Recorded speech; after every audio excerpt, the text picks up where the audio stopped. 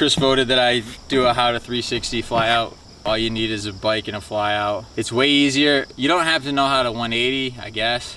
You have to know how to 180. You don't have to know how to fakie, but I feel like you should probably start with that. It's the same motion. You're gonna turn your head, you're gonna pull off the lip. So if you can 180 fly out, it's gonna be the same thing. Way easier on a cassette. I always recommend that everybody starts on a cassette because tricks like this become way easier because you can tire tap and use that pressure to bring yourself around. So you can like make it 3/4 of the way around and then use your pedal pressure to bring you the rest of the way. These how-tos are really more to like tell you the big tips, the things you might be missing. 360 fly out, you come off the lip, you wanna have like, just like if you were jumping fly out, you wanna have a little bit of bend in your knees, and as you're coming up the ramp, you're gonna explode. You're gonna open up, stand tall, and then you're gonna, honestly, it's easiest if you rotate right off the lip. So don't start too early because you'll have a habit of like leaving the face or leaving the lip early with your back wheel, which is bad because you could clip it. Kind of do like a pull up. You want to bring your front wheel then back wheel. You want them both to roll off of the ramp. So like when you're doing your 360, you want to carve a little bit, pull up, and then pop. So all this motion, you're going to come up to the ramp, carve, pop, and then turn. And the most important thing is to spot your landing. You can 360 anything, you can rotate into anything cleanly as long as you're looking for your landing. Even if you're like going over a box jump or into a bank or whatever, if you look for your landing and you angle your head where your landing is. So if you're landing on flat, you can turn your head on this axis. If you're landing into a bank, you want to turn your head on this axis. So if it's super steep, to dip them, that's what you want to do. You want to have your head way over your shoulder like this because your shoulders are going to follow. That's what's going to rotate you. So a few problems I see when people try 360s is under rotating.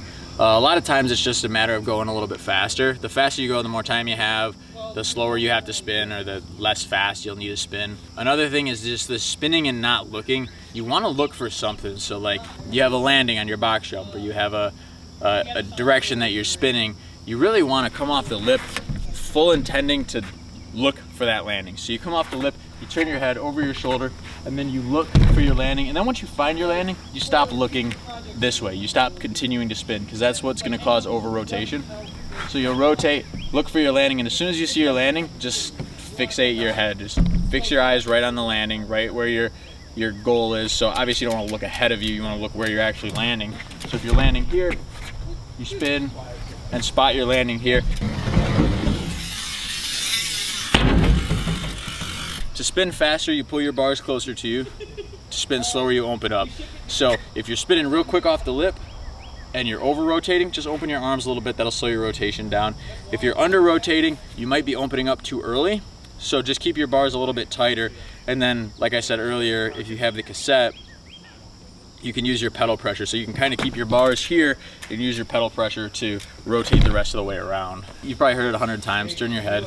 But what I would do is just keep rotating off the lip, keep doing 180s off the lip, and then rotate your head more. On a 180, you're just kind of rotating your head a little bit until you land. On a 360, you really want to focus on looking for the landing. With anything, if you're 360 and over something, look for your landing, but on the plane that your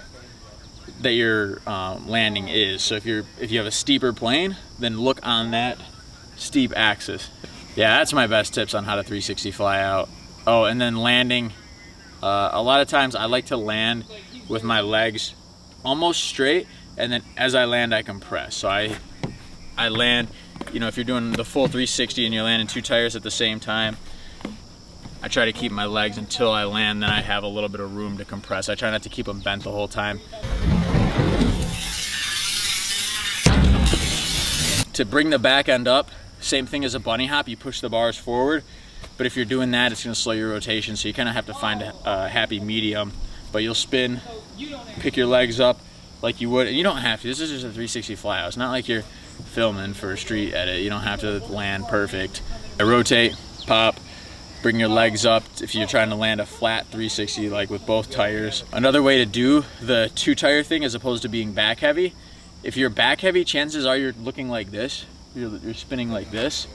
If you're too back heavy, just look down. So don't spin off the lip like this and just be looking at nothing. spin off the lip with the intentions to be looking down at the landing. So when you spin off the lip, you just want to keep looking down, and that's what's gonna level out your body or dip your nose or dive your nose. Inside a 360 fly out. If you have 180s fly out, this is not much harder. Just go faster, spin a little bit harder, and just spot your landing. The biggest trick to this is spotting your landing. Think of what a perfect how-to that was.